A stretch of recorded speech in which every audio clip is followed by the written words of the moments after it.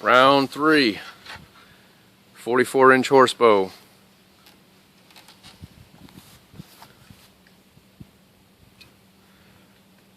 At the end, knock to knock, 44 inches. I wanted to go after it again with this 450 grain arrow. It's the same arrow that's 29 grams, 450 grains, and 25 inches here. I put another point on it, as you can see, and we're just going to go after it. I'm going to swing for the fences with this one. Let's see if I can get full draw and a clean shot over this and see what it does. 180 again, I think. Isn't that what I got the last time? I have to check the other video. I didn't get full draw on it, but that was close. I think I can get close to 190s with this bow at 25 inches.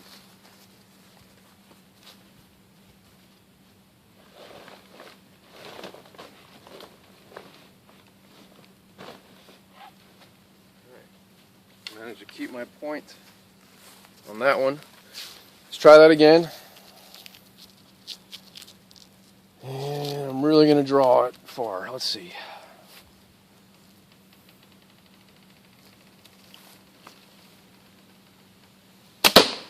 $183. Might be the best I can get out of it with a 450 grain arrow.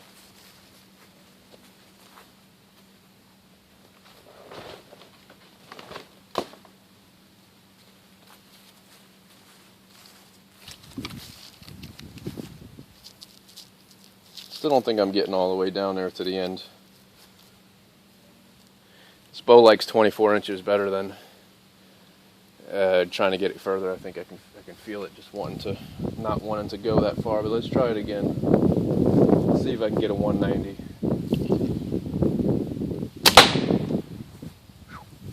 I don't know what that is.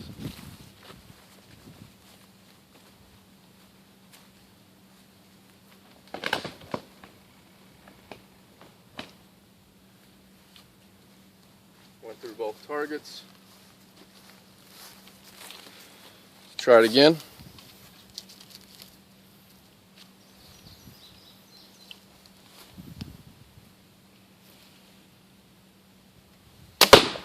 $186.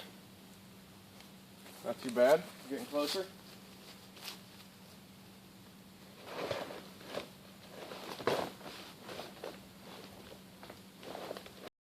Alright, so the arrow, when I got out of the target, it's starting to come apart.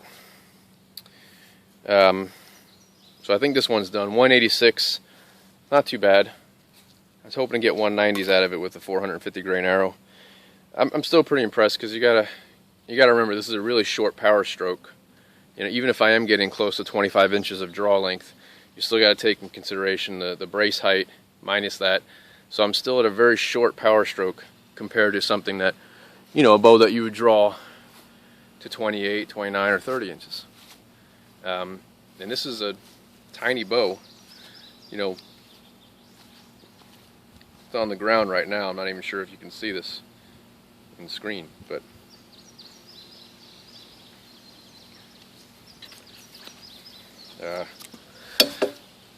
very small. Now, I'm going to shoot this one and see what it does with a considered heavy arrow. This one is, I think, 26 inches to the end here. So I'm probably only going to get to about 24 or 25 inch draw at best. And this one is 33.5 grams, which is about 516, somewhere around there, 516 grains.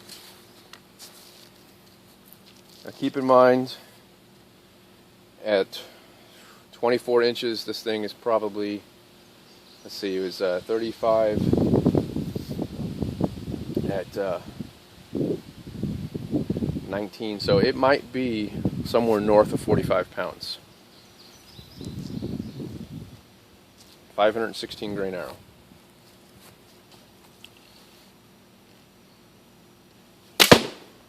$173. I don't know where I went on that. probably only around 23 inches or so.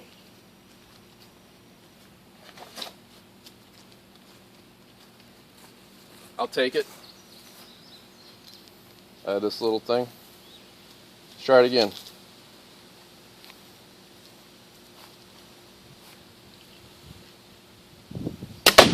$175.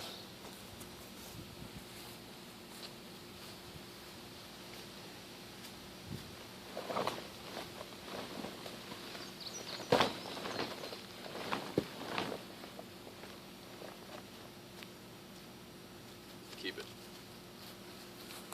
All right, that's enough. I'll continue the testing. I'm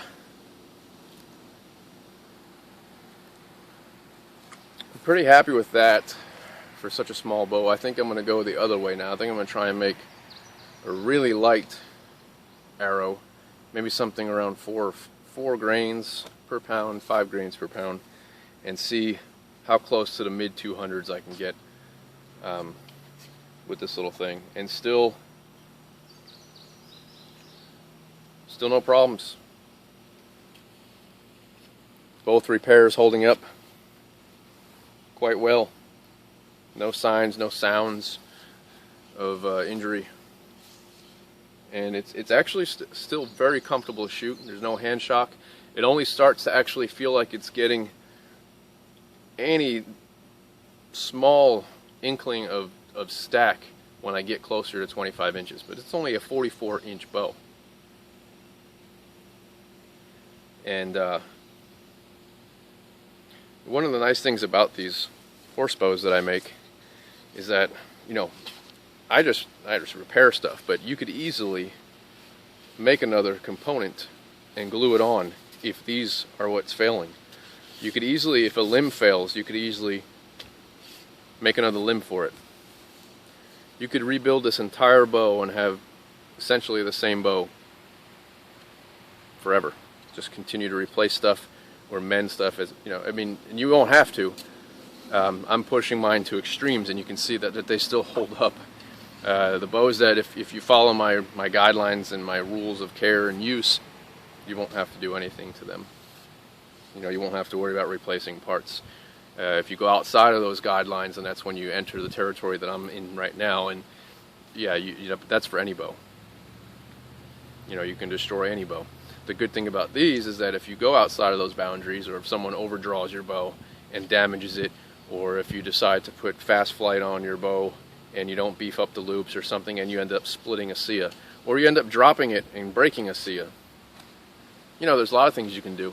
I've hit a tree stand with one of these bows before with the sia. It didn't break, but you know, in a tree stand, you have that, whatever it's called, that keeps you from falling out of it, other than your harness. But you know, I loosed the arrow and this thing hit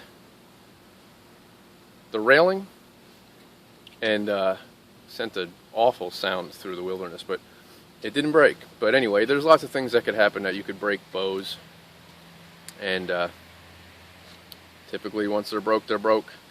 With this one, you know, like I said, you could take the whole thing apart. You know, it's 5 pieces, and you could put it back together and replace one or the other.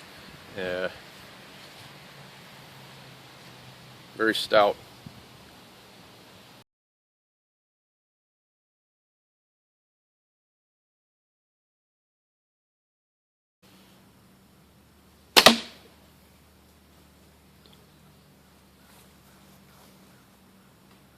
I think that's the top speed we've got out of this so far.